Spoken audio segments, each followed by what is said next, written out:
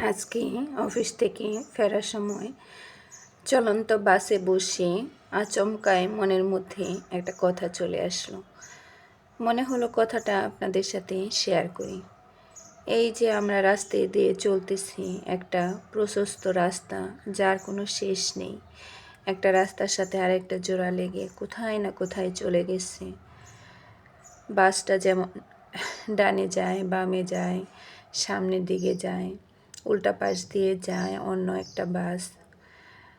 বাসের মধ্যে কত মানুষ যাদেরকে আমরা চিনিও না, কিন্তু তাদের সাথে বসে দাঁড়িয়ে আমাদের গন্তব্যস্থলে আমরা পৌঁছি বাড়িটার মধ্যে।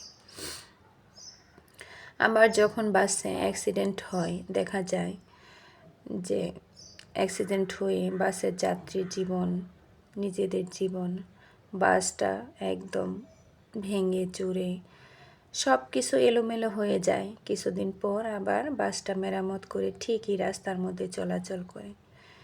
ঠিক সেই রকমই তো আমাদের জীবনটাও, যার দূরত্ব জন্ম থেকে মৃত্যু পর্যন্ত আমরা একইভাবে চলতেই থাকি। এই চলন্ত জীবনে কত মানুষের সাথে দেখা হয়, সাক্ষাৎ হয়, কথা হয়।